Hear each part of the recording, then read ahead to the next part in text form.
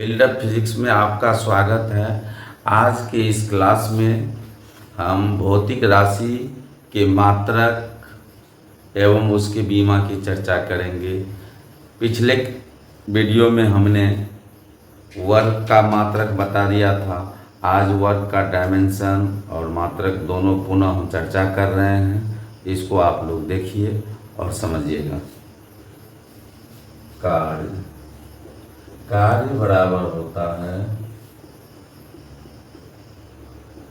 बल गुना विस्थापन। बल गुना विस्थापन। अब बल का मात्रक जो होता है, बल का मात्रक अगर हम सीजीएस में लेते हैं तो सीजीएस पद्धति में होता है डाइन और विस्थापन का मात्रक होता है गुना सेंटीमीटर। डायन इंटू सेंटीमीटर, इसको हम लोग बोलते हैं डायन इंटू सेंटीमीटर को हम लोग बोलते हैं आर्ग।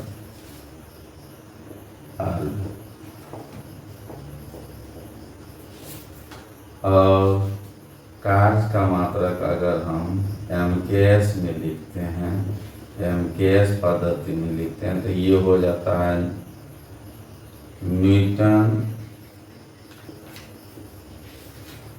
Into metre. इसको हम लोग बोलते हैं जूल। जूल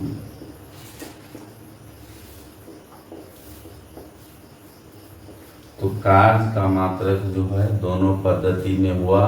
कार्य का मात्रक एक पद्धति में सीजीएस में, सीजीएस पद्धति में अर्ग और एमकेएस पद्धति में जूल। अब इस जूल और अर्ग में रिलेशन क्या होता है तो 1 जूल बराबर 10⁷ अर्ग होता है। तो जिस तरह हमने बताया था 1 न्यूटन बराबर 10 का पावर 1 न्यूटन बराबर 10⁵ डायन होता है, उसी तरह 1 जूल बराबर 10 का पावर 7 अर्ग होता है। तो अब ये हम इसको बता रहे हैं। तो मान के चलते हैं हम एमकेएस पद्धति में जूल को लिए हैं या एसआई पद्धति जो बोलते हैं एसआई पद्धति में, तो इसमें जो है एसआई पद्धति में लेते हैं तो डायन के लिए हम लोग लिखते हैं 1 डायन। इसको अगर हम लिखते हैं तो बल का मात्रक यहाँ से अगर हम लिखें तो ग्राम एमकेएस क्या कहते हैं एमकेएस पद्धति में अगर हम लिखते हैं तो एमकेएस पद्धति में हो जाता है केजी मीटर पर सेकेंड स्क्वायर इंटू मीटर। अब इसको अगर हम यूज करते हैं तो ये हो जाएगा केजी मीटर स्क्वायर पर सेकेंड स्क्वायर। अब इसको अगर हम पुनः करते हैं तो केजी को लिखते हैं 10 का पावर 3 ग्राम, मीटर को लिखते हैं 10 का पावर 2 का होल स्क्वायर अब बटे सेकेंड स्क्वायर हो गया। तो 10 का पावर 3 गुना 10 का पावर 4 ग्राम, यहाँ सेंटीमीटर है, ग्राम सेंटीमीटर पर सेकेंड स्क्वायर। इसको लिखते हैं 10 का पावर 7 ग्राम सेंटीमीटर पर सेकेंड स्क्वायर। यही 1 जूल बराबर 1 जूल बराबर 10 का पावर 7 अर्ग होता है। इसको आप लोग राइट डाउन कीजिए। अब आगे हम इसके बाद जो है अगला चीज जो लिखाएंगे अब इसका डायमेंशन। तो कार्य को हम लोग W से सूचित करते हैं, इसको भी देख ही लीजिए। तो W का डायमेंशन क्या होगा तो बल का डायमेंशन क्या होता है mLt-2 जो कि हमने पिछले वीडियो में बताया था। और विस्थापन का डायमेंशन होता है एल, तो ये हो जाएगा ML2T-2, ये डायमेंशन वर्क का हो गया। इसको आप लोग लिख लीजिए। नेक्स्ट आगे चलते हैं, आप लोग लिख लीजिए।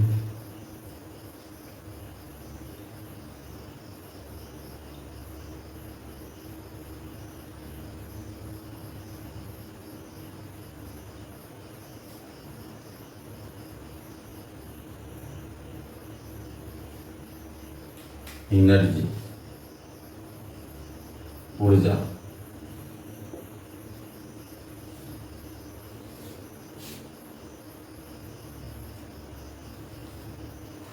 ऊर्जा जो होता है उसको बोलते हैं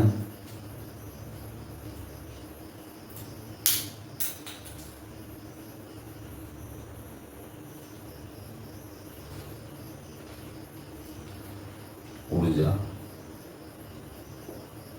एनर्जी। कार्य करने की क्षमता को ऊर्जा कहते हैं, कार्य करने की क्षमता को ऊर्जा कहते हैं, कार्य करने की क्षमता को ऊर्जा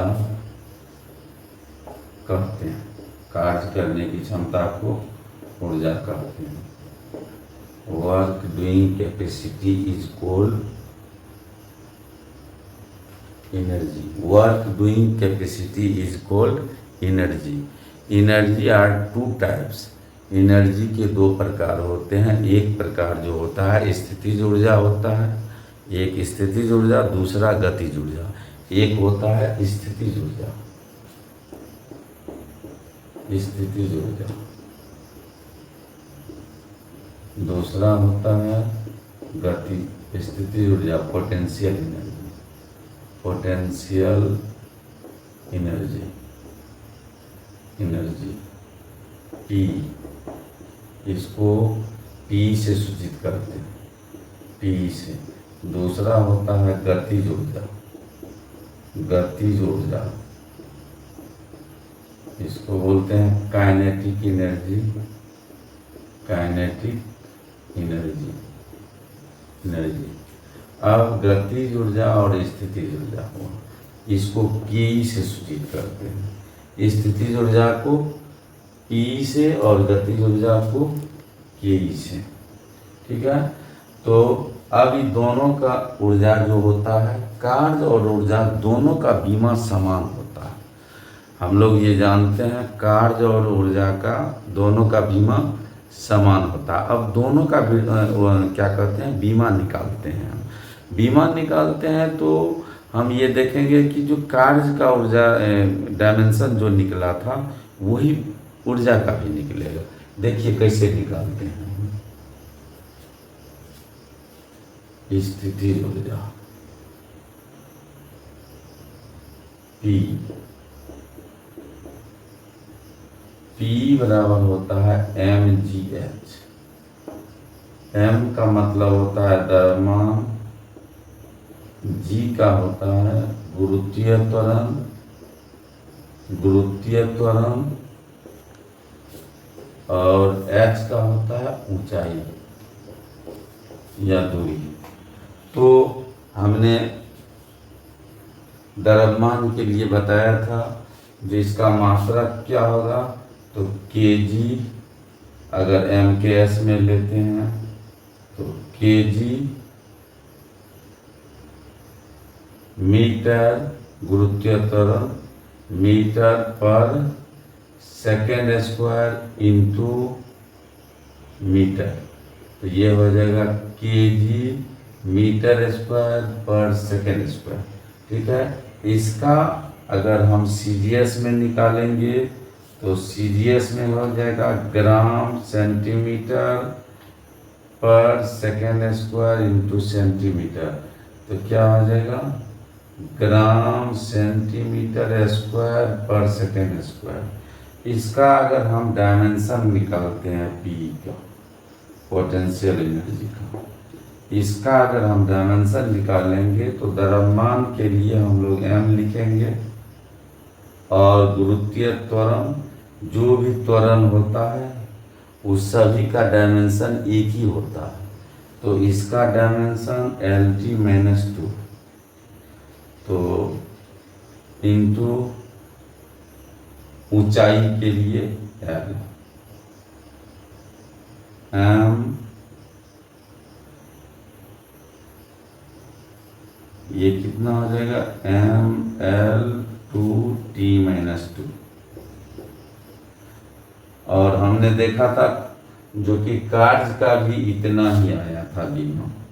तो कार्य और ऊर्जा का दोनों का मात्रक एवं बीमा दोनों समान होता है। इसको आप लोग नोट डाउन कीजिए, ठीक है। आगे बढ़ते हैं।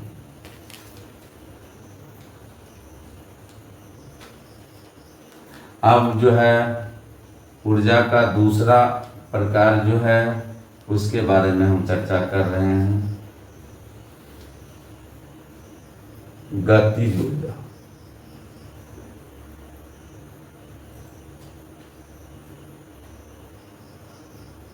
गतिज ऊर्जा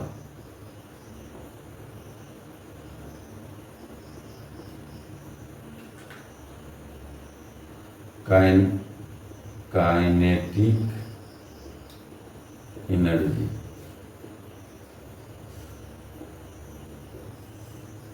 किसी वस्तु में उसके गति के कारण जो ऊर्जा उत्पन्न होती है उसे गतिज ऊर्जा कहते हैं, और किसी वस्तु में उसके स्थिति के कारण जो ऊर्जा उत्पन्न होती है उसे स्थितिज ऊर्जा कहते हैं। एकदम सिंपल परिभाषा है, इसको देख लीजिएगा। तो और किसी वस्तु में लिख भी देते हैं, किसी वस्तु में उसके गति के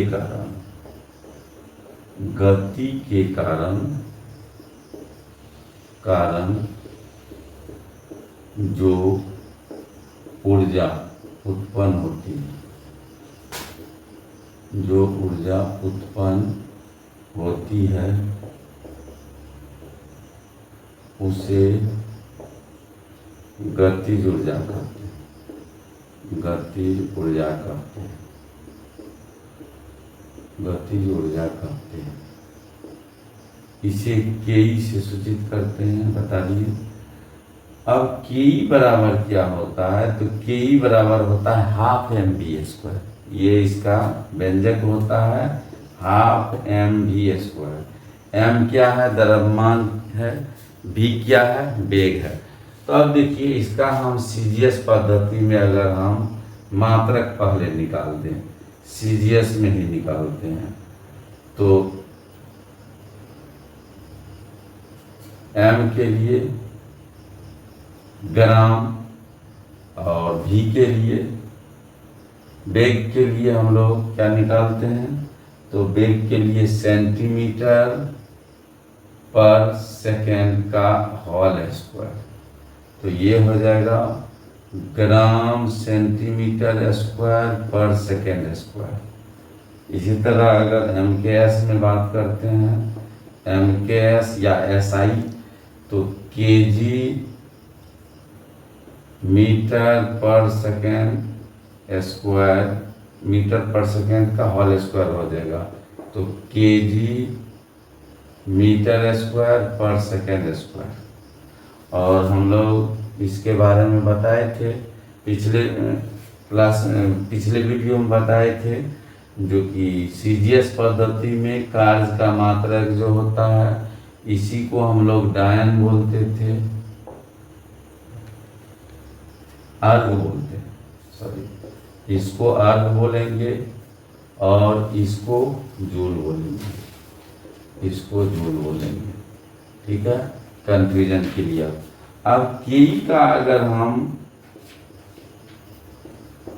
बीमा निकालते हैं तो हाफ जो है ये तो कांस्टेंट टर्म है, हाफ कांस्टेंट टर्म है, तो कांस्टेंट टर्म का कोई बीमा नहीं होता है, कांस्टेंट टर्म का कोई बीमा नहीं होता है।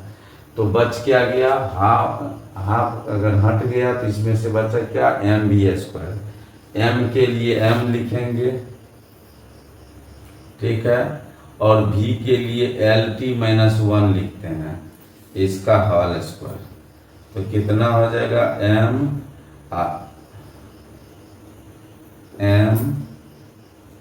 एल टू टी माइनस 2, इसका होल स्क्वायर करेंगे। इसका मतलब के और पी, इसका मतलब है के पी और डब्ल्यू सब का बीमा जो हुआ, तीनों का बीमा समान हुआ। पी बराबर के भी हो जाएगा, इसका भी बीमा वही होगा, और इसके बराबर वर्ग का भी बीमा समान होगा। ये तीनों बीमा समान होगा, इसको अब अगले क्लास में हम यंग मॉडुलस, स्ट्रेस और स्ट्रेन के बारे में चर्चा करेंगे। आप लोग इस वीडियो को अच्छा से देखिए, क्योंकि ये वीडियो हम लोग बहुत मेहनत करके बनाते हैं, और इसको लाइक और सब्सक्राइब भी कीजिएगा, जिससे हम लोगों का मनोबल बना रहे।